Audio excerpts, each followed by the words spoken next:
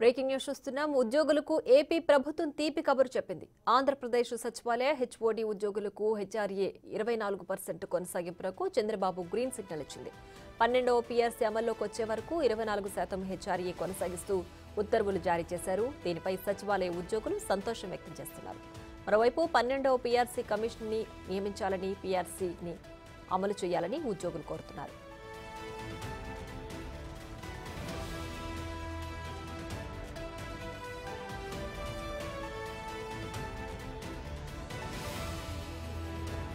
ఇక మరింత సమాచారం మా ప్రతినిధి మల్లికార్జున్ ఫోన్ లైన్ అందిస్తారు. Mallikarjun, over to you. ఏదైతే ఉందో ఏపీ సచివాలయానికి సంబంధించి అలాగే హెచ్ఓడీలలో పనిచేస్తున్న ఎవరైతే ఉద్యోగులు ఉన్నారో వాళ్లకు హౌస్ రెంటల్ ఎలవెన్స్ కింద కూడా హెచ్ఆర్ఏ 24% ఏదైతే ఉందో 11వ పీఆర్సీ ప్రకారం కూడా అమలు చేస్తా ఉన్నారు.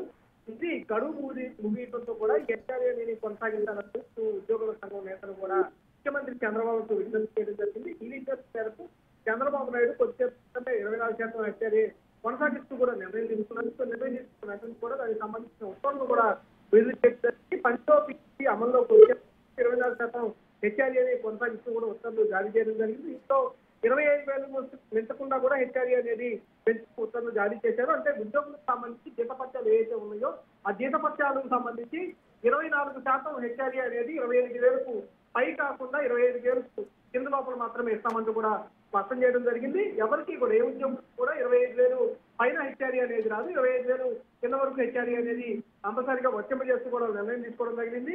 అంతేకాకుండా వచ్చే నెల ఈ సంబంధించి హెచ్ఆర్ఏ పెంపులు అమల్లోకి వస్తున్నట్టు కూడా ఈ ఉత్తర్వులో కూడా పేర్కొనడం జరిగింది. అలాగే జూన్ 2025 వరకు కూడా హెచ్ఆర్ఏ కొనసాగుతున్నట్టు, అంతేకాకుండా పీఆర్సీకి సంబంధించి 12 పీఆర్సీ అమలు వరకు హెచ్ఆర్ఏ అమలవుతున్నట్టు కూడా ప్రభుత్వ ఉత్తర్వులో పేర్కొనడం జరిగింది.